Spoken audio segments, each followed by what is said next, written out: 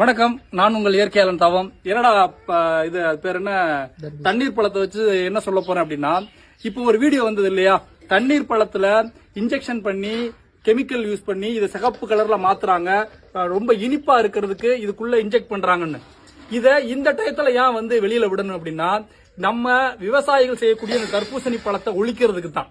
ஒழிச்சிட்டு இந்த வெயில் காலங்கள்ல நம்ம பன்னாட்டு நிறுவனங்கள் விற்கக்கூடிய குளிர்பானங்களை வாங்கி குடிக்கணும் அப்படின்றதுக்கு தான். இதே நேரத்துல பன்னாட்டு நிறுவனங்கள்ல இருக்கக்கூடிய குளிர்பானங்கள்ல இந்த பூச்சிக்கொல்லி எல்லாம் கலந்துருக்குன்னு ஏதாவது வீடியோ போடுறாங்களா? இல்ல. அப்ப இங்க ஒழிக்கப்படுறது யாரு? விவசாயிகள். வாழ்றது யாரு? பன்னாட்டு நிறுவனங்களுடைய குளிர்பானங்கள். அதனால இந்த வெயில் காலம் ஆரம்பிச்ச உடனே இந்த பழத்துல அது இருக்கு, இந்த பழத்துல இது இருக்கு அப்படின்னு நம்மள்ட்ட பரப்பி இந்த வெயில் காலத்துல விவசாயிகள் உற்பத்தி பண்ணக்கூடிய தர்பூசணி மட்டும் கிடையாது, வெள்ளரிக்கால இருந்து எல்லா பழங்களுமே நம்ம சாப்பிடக்கூடாதுன்ற ஒரு கட்டமைப்பை இந்த உலகம் உருவாக்கி உடைக்கணும். நீங்கெல்லாம் நான் சொல்றேன், இயற்கையாலனா தர்பூசணி வாங்கி சாப்பிடுங்க, கடை ஓரங்கள்ல இருக்கிறது.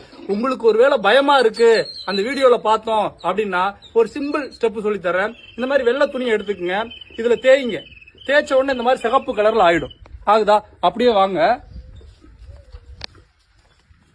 இது என்ன பண்ணணும்னா தண்ணியில அலசணும்.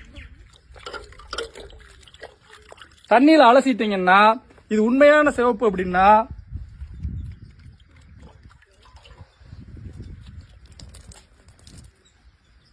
அந்த சிவப்பு உடனே போயிடும்.